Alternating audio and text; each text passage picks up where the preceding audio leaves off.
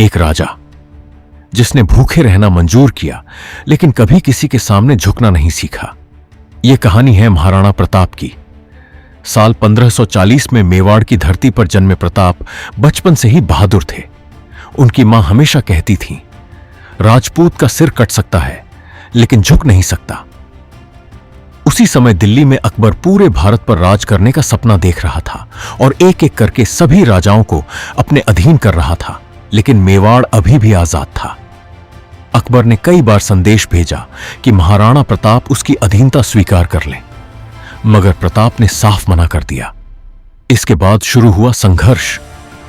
प्रताप अपने परिवार और सैनिकों के साथ जंगलों में रहने लगे।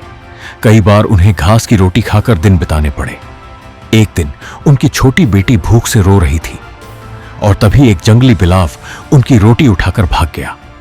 उस पल प्रताप का दिल टूट गया, लेकिन उन्होंने हार नहीं मानी, क्योंकि वे जानते थे कि अगर आज झुक गए तो आने वाली पीढ़ियां गुलाम बन जाएंगी।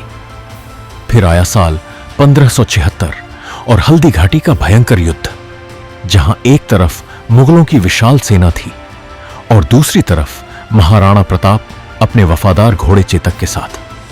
युद्ध इतना खतरनाक था कि धरती कांप उठी। तलवारों की आवाज आसमान तक सुनाई दे रही थी। तभी प्रताप ने चेतक को दुश्मन के हाथी पर छलांग लगाने का आदेश दिया और चेतक हवा में उड़ता हुआ हाथी के माथे तक जा पहुंचा। पूरा युद्ध मैदान यह देखकर दंग रह गया, लेकिन इसी दौरान चेतक बुरी तरह घायल हो गया। घायल होने के बावजूद वह महाराणा प्रताप को सुरक्षित जगह तक लेकर दौड़ता रहा और आखिरी ताकत से एक बड़े नाले को पार कर गया, मगर दूसरी तरफ पहुंचते ही चेतक जमीन पर गिर पड़ा। महाराणा प्रताप अपने सबसे प्रिय साथी को गोद में लेकर रो पड़े, क्योंकि चेतक अब इस दुनिया में नहीं था।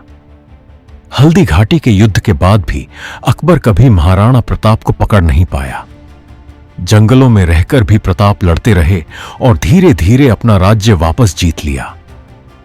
इतिहास आज भी कहता है कि जिसके अंदर आजादी के लिए मर मिटने का जुनून हो, उसे दुनिया की सबसे बड़ी ताकत भी कभी नहीं झुका सकती।